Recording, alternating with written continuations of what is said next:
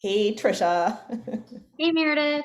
So we're here for our hackathon. I'm so excited about this. And we have three challenge questions that we're posing to the participants. And this is a kind of review of challenge question three, which we're calling media for the masses. And so, we know that the media remains one of the most important witnesses for wildlife crime. So there's so many stories that we see online, news aggregators, sometimes on social media.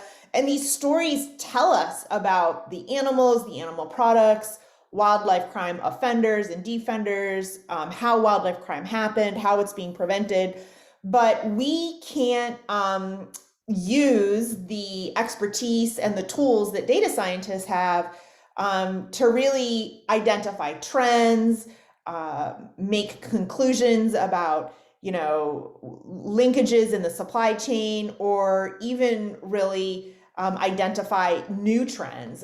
And so, what we're interested in doing with this challenge question is creating a wildlife crime media aggregator in multiple languages, so that we can start to understand stories online. So, what do you see about wildlife crime covered in the news and in the media? What's the issue there? Well, you know what? One really interesting thing I think about media and wildlife crime is how prevalent wildlife crime is in media outside of the West. In the US and Europe, you may see in main media outlets one or two stories a year on the scope and scale of wildlife trafficking at a strategic level. Whereas in the global South, in countries like where wildlife is often sourced and where it's a serious wildlife trafficking are more, felt everyday serious problems, there's a lot of media available, and the media will often name offenders. And we know from working in this space for a long time, offenders, they keep offending, right? They caught, convicted, it doesn't matter. They'll reoffend almost all the time because wildlife trafficking is so lucrative. Penalties are often so low, it's so rare to get caught.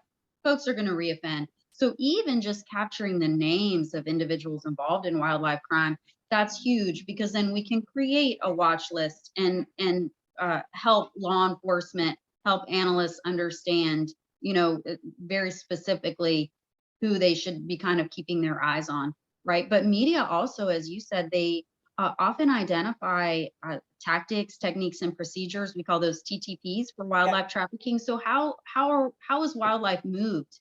Is a new trend in rhino horn trafficking moving rhino horns as artwork? Are they labeled as artwork? Do they go a certain route?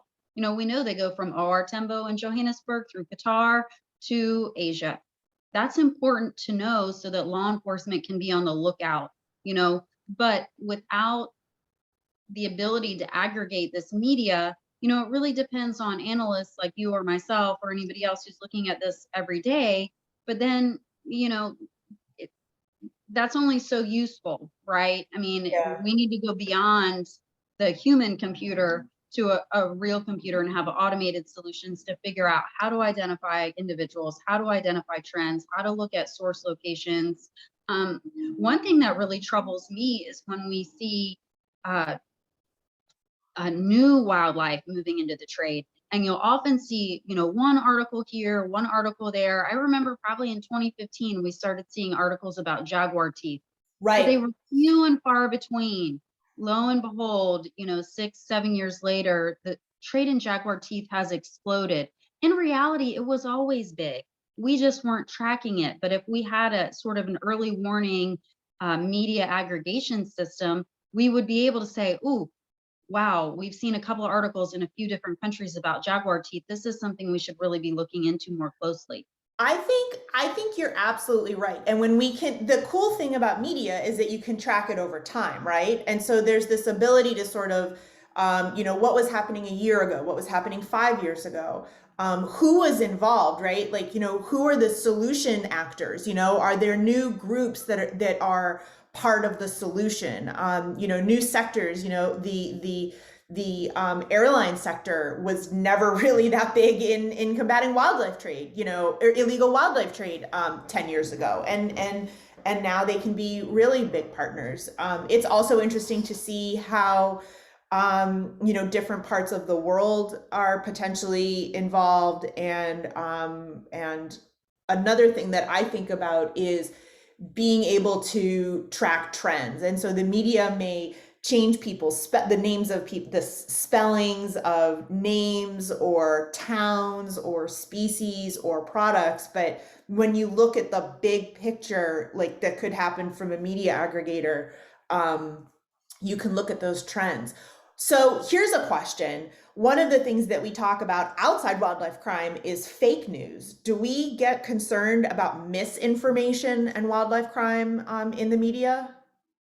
Yeah, absolutely. There are a lot of stereotypes about the uses of wildlife products, a lot of misinformation that really, I think if people are gravitate towards it because it's titillating and fascinating, as though, every wildlife product is an aphrodisiac. Every wildlife product is, there's some ridiculous story that really ends up just othering folks, othering different cultures, and really gets us away from the real point, that wildlife is being marketed and sold in mass quantities for a variety of reasons.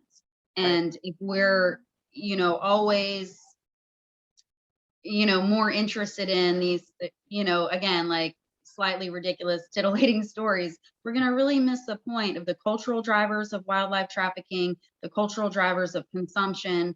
And those things are important because if we don't really understand what's underlying these behaviors, these consumptive behaviors, and we're never going to be able to solve the problem. Right. And yeah, Yeah. I'm glad you brought Right. that up. It's a great point. Yeah. Is there anything else about media that you think we should talk about? Well, you know what? I'll just say one more thing about a point that you just made about, we're always thinking about offenders and understanding who they are and identifying them. But there's a real need in the counter wildlife trafficking space to identify other good guys. And again, this is something we all do as analysts. I read an article, I see an organization mentioned, I find them on LinkedIn, I find who they are. I tell you what would be amazing is to be able to aggregate the uh, find a way to automate understanding of who is fighting the good fight, Right. right? So that when I see the article about jaguar poaching, I know who to reach out to right away, Yeah. because Yeah. we need to share information. Without sharing information, without working together, we will not be able to solve this problem. Right. No, I agree. I think the more we can identify like um solution solvers, problem solvers from the outside that we can bring in, but then also the conservation community has something to offer too. So we can make contributions to public health and legal trade and you know, all sorts of sectors. And so it enables us to kind of better position ourselves you know, in terms of solutions as well. Anything else? Absolutely. Nope, I think that's it. I mean, yeah, just to end, I think we have a lot of information and a lot of people who really care and they want to solve these problems, but we're having our own connectivity problem. And Totally.